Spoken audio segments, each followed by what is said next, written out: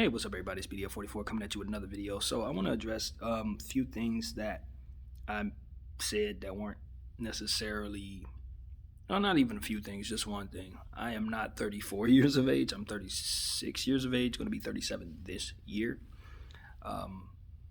So I said I was 34 in a video, simply misspoke. You start losing count once you get to a certain age. I'm starting to realize I literally have trouble remembering exactly what 30 I am because the last 5 years have been like a blur, kind of.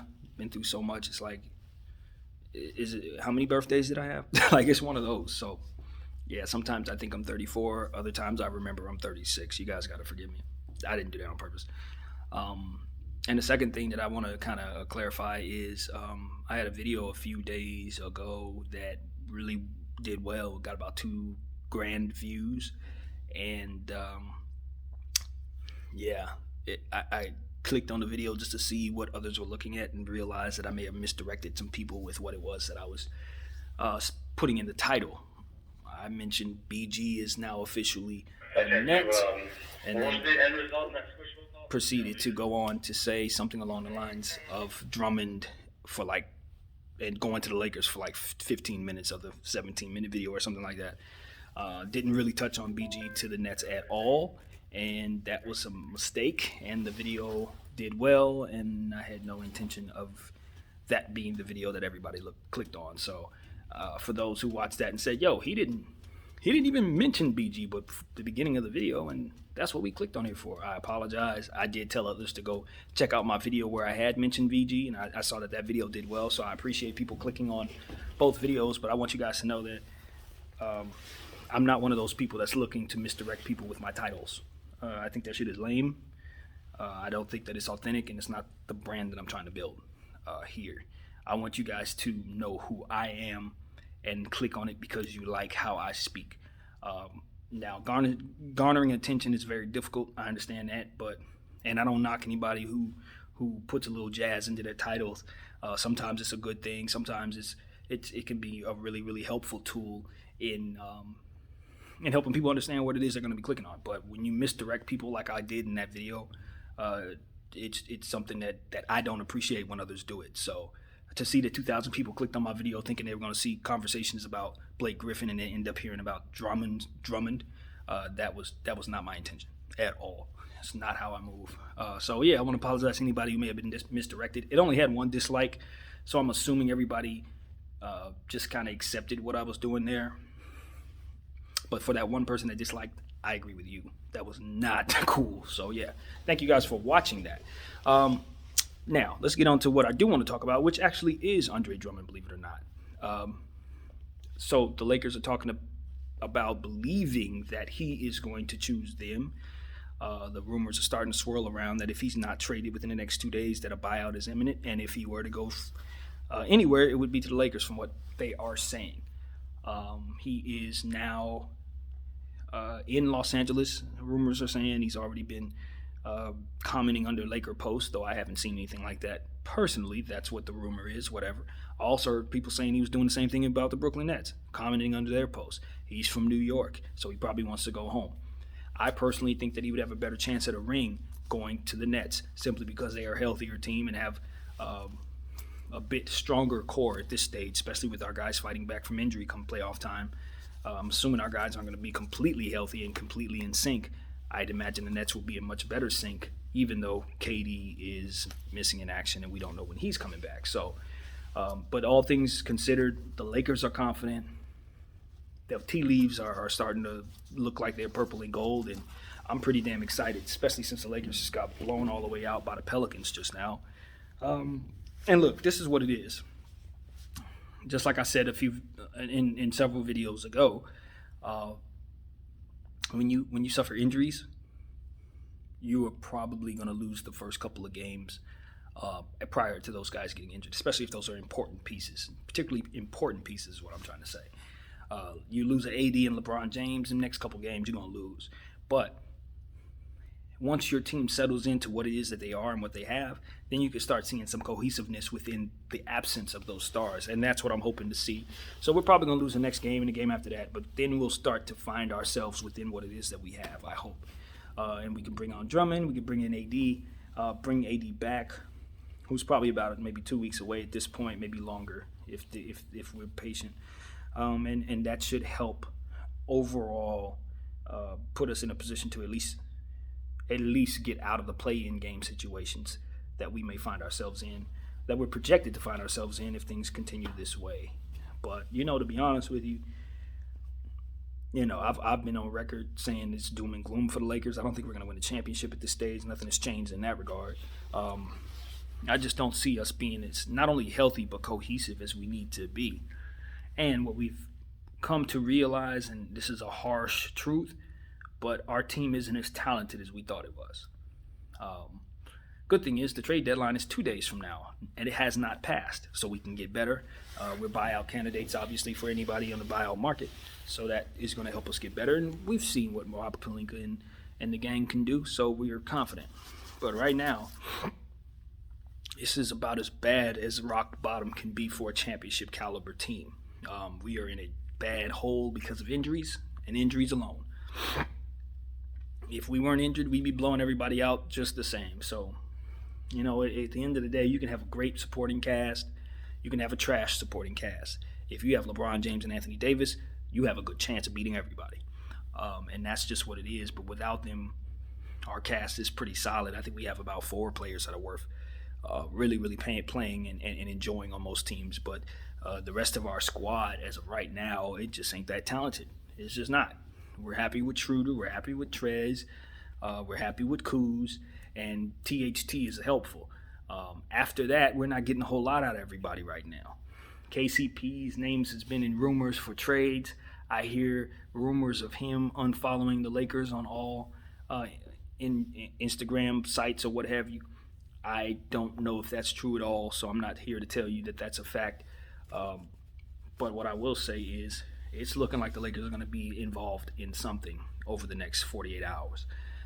So I'm pretty sure I'll be making some videos in regards to that.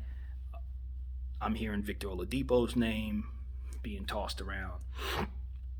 Aaron Gordon is still looming, even though I know the Lakers don't necessarily have any money for that.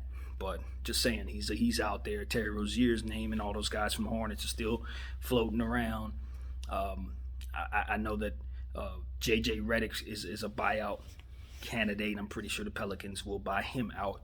He could possibly be on his way our way. So it's still a lot of pieces that are out there that should be on the move or bought out or something of that nature. It's going to be active, in my opinion. And it's funny because a few days ago I didn't think it would be this active. But with with Braun going down, I think some of the teams like the Nuggets, the Suns, Portland, teams like that are looking around saying, man, we're probably not as far away as we think. If the Lakers are pretty much vulnerable, maybe we can catch them. Maybe if we get an Aaron Gordon, maybe if we get us a good player to go along with what we already have, maybe we can catch them. Maybe we can catch them slipping and maybe be able to win a series against the Lakers. So at this point, guys who may not have made a move, GMs who may not have made a move, are probably now considering making a move for that reason alone. So it's gonna be fun over the next couple days. Now I have seen trade deadlines that fizzle out into nothingness. Rumors galore, all this preliminary conversations about what's going to happen, reports about teams calling this guy. We have this framework available for that trade. It looks like it's going to happen. And then you get like 2 scrubs traded for one another and a couple second round picks floating back and forth. And that'll be it. Like I've seen more than one season where that has happened. So if that would occur tomorrow or whatever, 2 days from now, I won't be surprised, but I will be disappointed. I won't be surprised though. But I don't think that's going to happen. I think we're going to see some movement. I do think Aaron Gordon is up out of there. I think it's a chance Lonzo gets a deal done. Well, they get a deal done for Lonzo. I think it's a pretty good, solid chance that he's somewhere over the next couple of days. I hear the Hawks are looking at Lonzo Ball, and I'm just sitting there saying, man, the Hawks are just... I don't know what the hell the Hawks are doing. I'm not going to lie to you guys. I liked their team going into this season. DeAndre Hunter is exceeded my expectations tremendously, even though he's just now coming back from a pretty lengthy injury. He's had a close to all-star season, a breakout season in my opinion. But it's just little stuff that I've been hearing about in regards to the Hawks. First of all, how they use Trae Young and how that situation's going. The fact that they're not willing to pay Collins, which is understandable because they haven't been that great of a team with him being one of their best players. But at the same time, it's like, have you ever really given him what he needs? And is he ever really disappointed with his play? And the answer is no and no. I mean, he's a 30-point scorer. He gives you boards. He electrifies crowds. I mean, what else do you want out of a power forward? He can stretch the floor a little bit. He has a lot of offensive game, and he's bouncy. Okay? Have you ever given him a facilitator? Has he ever had real talent to work with? No. His point guards were Dennis Schroeder, who's not a facilitator. He scored first. Ice Trae, who, as much as I enjoy his game, still has a long way to go in his development. And those have been his point guards. And they had Rondo down there. They just started giving him minutes like last week, talking about they weren't happy with Rondo. How are you not happy with somebody you ain't even playing? And what the hell do you need a point guard for anyway? And now they're talking about bringing in Lonzo Ball. Help me make this make sense. You're going to try to move Ice Trae to the freaking 2? Dude's 5'10". What are you doing? Like, I just don't know what the Hawks are doing. I don't think having a facilitator is a bad idea. I think Lonzo Ball will make it work. You know what I mean? He will make it work. He'll take pressure off of certain guys. If they don't trade Collins, he and Collins are a fantastic fit in theory. So it's a lot of stuff that you could say, well, yeah, the Hawks can certainly bring in Lonzo Ball. But then you have to wonder how much they want to keep Ice Trae. Does it make sense to keep Ice Trae? You know you got to pay him $150 million, $200 million. Do you bring in Lonzo Ball and then move Ice Trae to the 2 and then ask him to be a max player who can't defend, who's not going to even have the ball in his hands a lot of the time? I mean, it's just no. That is an absolutely and utterly bad fit, unless you're going to trade Ice Trae to Gang himself, as to which you could get a huge haul for him, and I would be surprised if I saw that. I would. I don't expect Trae Young to be traded in his third year in the NBA, after clearly showing us that he's a bona fide superstar. The problem is, can he run an offense? And the answer is, not really. And the answer, the question also is, can he become a competent defender? And the answer is, I don't believe so. So if you don't believe that, either of those two things are possible, then do you really want to pay this guy $200 million, which is what he's going to be worth when it's all said and done, because he's that kind of player. And if the answer is no, bringing in Lonzo Ball actually does make sense. But you're going to have a funny fit until you get Ice Trae out of there.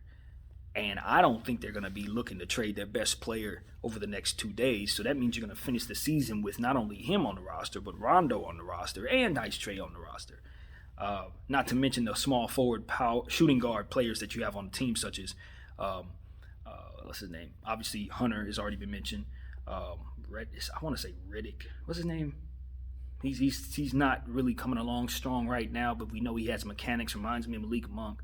His name starts with a Cam Reddish, and so we got to make sure. 10-4, we'll do. And so they got to make sure that they don't isolate those players, keep them out of the situation. Because at the end of the day, they still have to develop those guys. They drafted him high, and if you don't develop Cam Reddish, if you don't make sure Hunter has all his opportunities, you won't get the most out of them, and they won't be as valuable as you need them to be for whatever it is you choose, whether it be paying them or trading them. You just ain't getting the most out of them. So they have a tricky, weird type of situation going on with their roster. It seems like they want to trade away players they have no business trading away. It seems like they're keeping players that don't fit. It just seems like they're heading in the wrong direction. They have a really talented team, though. They are deep, but it just seems like the things that they're looking to do don't appear to really make any sense, if that makes any sense at all. Like, it just, like, it seems like they're in a good space and they're trying to get to a bad one. That's what the Hawks look like to me. So I don't know what the hell that's about. But overall, I think Lonzo Ball, from what I understand, he wants to go to Chicago. Again, these are rumors, so who knows. But if he were to go to Chicago, I think that's a much better fit. Kobe White has not impressed at the point guard position. He's a fantastic shooting guard, great scorer, but he's not a passer. Just like Ice Trae, he's really not a floor general. And, of course, if you bring in a guy like Lonzo Ball, he immediately makes guys like Lauri Markkanen, Patrick Williams, and all those type of guys better. You know, and he's going to take a lot of pressure off of Zach LaVine. You're going to see much more lobs for a guy like Zach LaVine. It's going to be fun watching him and Zoe in the backcourt together. So if he doesn't get traded himself. Don't rule that out. So yeah, I think Chicago gets significantly better if they bring in Lonzo Ball. I like that idea. But anyway, I'm being asked to go do something, and I do have a job to do. So I'll try to make another one of these videos very, very soon. Thank you guys for watching. Out.